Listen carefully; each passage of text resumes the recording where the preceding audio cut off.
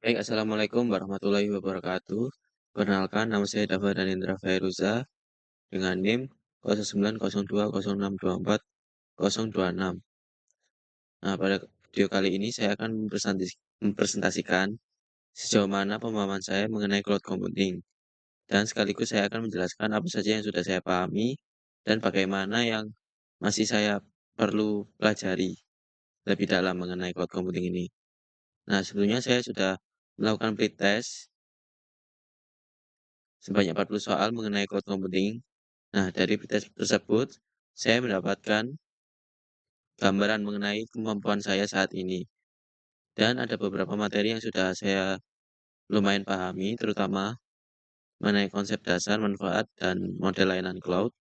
Namun, ketika masuk ke bagian yang lebih teknis, seperti virtualisasi, arsitektur cloud, dan deployment, nah sadar bahwa saya masih belum benar-benar paham pada bagian itu. Nah, jadi dalam video ini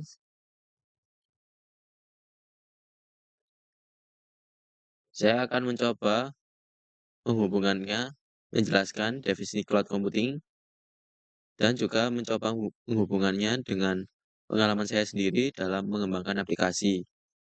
Nah, pertama, saya akan saya sudah memahami bahwa cloud computing adalah teknologi yang memungkinkan kita menggunakan sumber daya komputasi melalui jaringan, terutama internet, tanpa harus memiliki dan mengelola seluruh infrastrukturnya sendiri. Nah, sumber daya itu bisa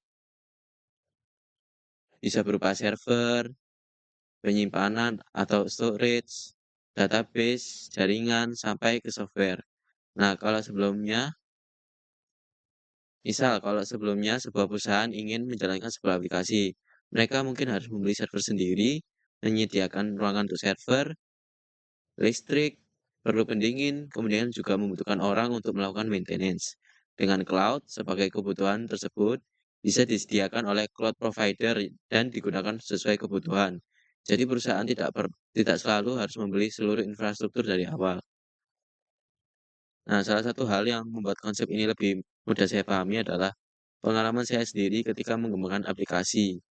Nah, saya pernah mengembangkan project point of sale dan manajemen inventaris menggunakan Java dengan database MySQL. Nah, pada saat itu aplikasi dan database-nya masih berjalan secara lokal atau on-premise di laptop saya. Nah, itu artinya sistem tersebut masih bergantung pada lingkungan komputer tempat saya menjalankannya. Nah, kemudian saya membayangkan bagaimana kalau aplikasi tersebut digunakan oleh beberapa cabang toko yang lokasinya berbeda-beda. Misalnya, satu cabang berada di Surabaya dan cabang lainnya berada di Malang. Kalau database masih berada di laptop, tentu akan sulit bagi cabang lain untuk mengakses data yang sama. Nah, dari sini saya mulai memahami salah satu kegunaan cloud. Jika database tersebut ditempatkan pada layanan cloud, aplikasi dari beberapa lokasi dapat terhubung ke database yang terpusat, tentunya dengan konfigurasi jaringan dan keamanan yang bagus. Dengan begitu, ketika satu cabang melakukan transaksi, data tersebut dapat langsung tersimpan pada database yang sama dan dapat digunakan oleh cabang lain sesuai hak aksesnya. Jadi, dari pengalaman tersebut, saya memahami bahwa cloud bukan sekedar tempat menyimpan data secara online, cloud juga dapat menjadi infrastruktur yang memungkinkan aplikasi digunakan dari berbagai lokasi dengan lebih fleksibel. Salah satu konsep menarik yang bagi saya adalah scalability. Nah, ketika kebutuhan resource meningkat, kapasitas sistem dapat ditingkat sesuai kebutuhan.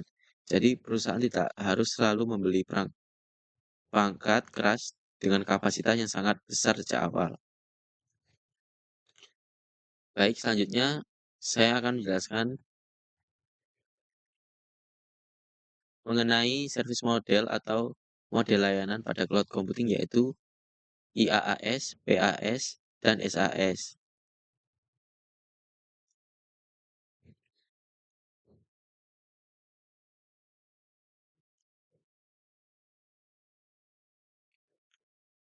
Nah,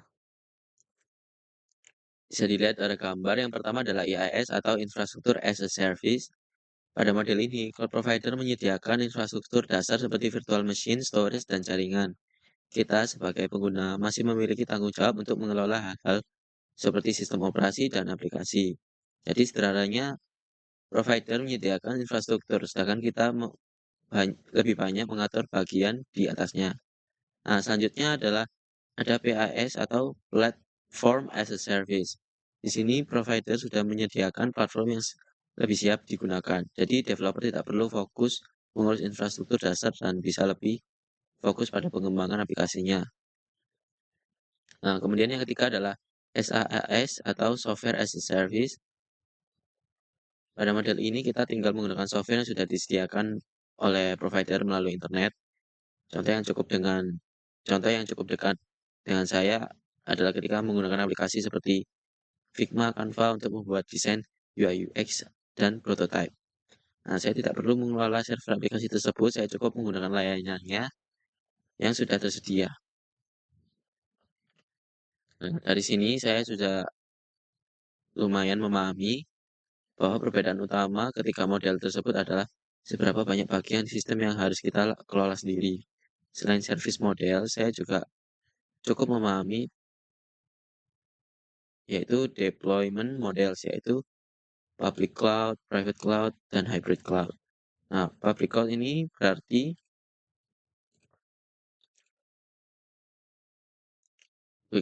layanan cloud yang disediakan oleh provider untuk digunakan oleh banyak pelanggan dengan infrastruktur yang dikelola oleh provider.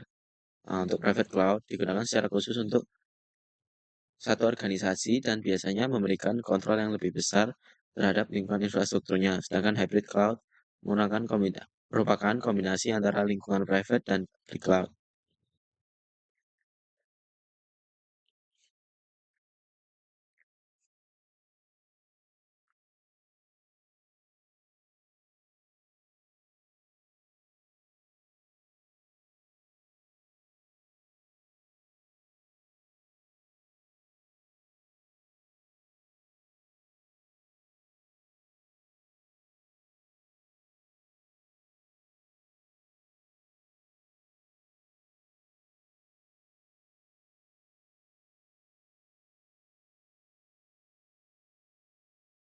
Baik, bisa dilihat ini adalah hasil pretest saya yang sudah dijelaskan hasilnya oleh Gemini AI.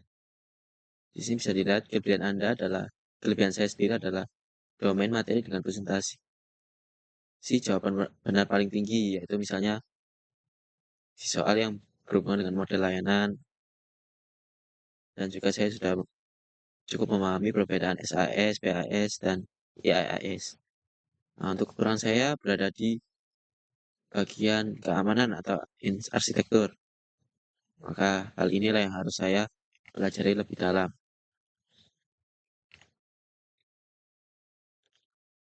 Nah, hal yang menjadi kekurangan saya, yang pertama adalah virtualisasi.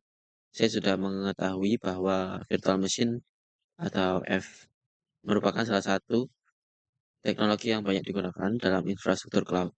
Tapi saya masih belum terlalu memahami secara mendalam bagaimana virtualisasi tersebut bekerja di level hardware.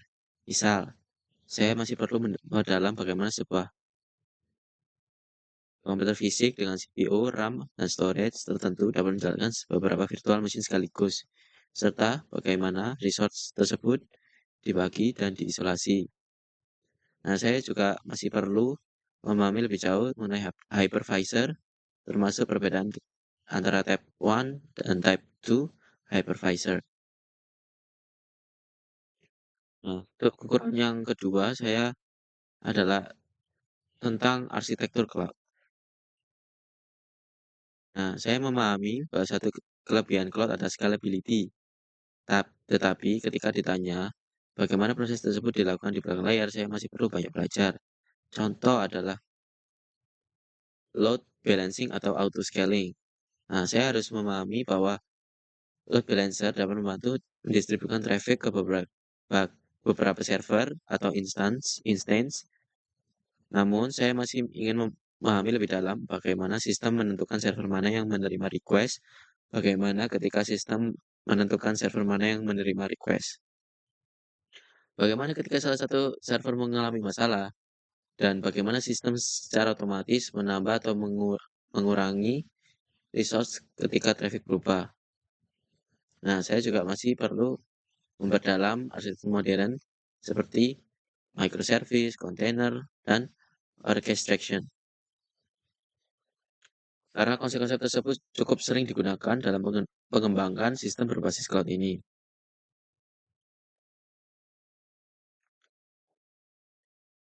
Nah, untuk kekurangan yang selanjutnya yaitu praktik deployment dan konfigurasi cloud. Nah, selama ini saya memahami cloud dari sisi konsep dibandingkan praktik langsung. Nah, misalnya saya belum terlalu berpengalaman dengan mengatur identity dan akses manajemen atau IAM. Nah, konfigurasi jaringan seperti Virtual Private Cloud atau VPC maupun melakukan deployment aplikasi dari project lokal sampai benar-benar berjalan di environment cloud. Nah, saya juga masih perlu belajar bagaimana proses CI atau CD bekerja, misal bagaimana ketika kita melakukan perubahan kode di repository, sistem dapat melakukan proses build, testing, dan deployment secara otomatis. Jadi bisa dikatakan bahwa kekurangan utama saya ini bukan pada pemahaman konsep dasarnya, tetapi pada pemahaman teknis dan pengalaman praktiknya.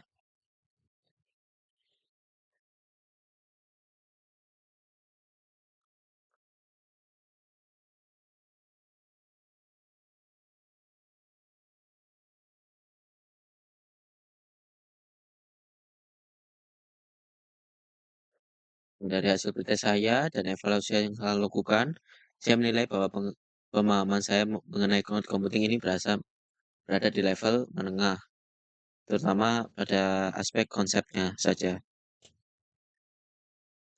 Saya sudah cukup memahami pengertian cloud computing, IaaS, PaaS, SaaS, serta deployment modelnya.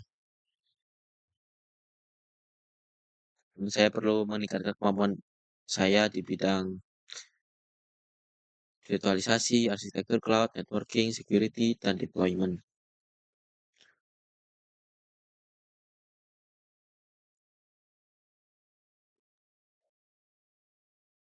Mungkin itu saja presentasi dari saya. Maaf jika ada salah kata atau kurang kata. Saya tutup. Assalamualaikum warahmatullahi wabarakatuh.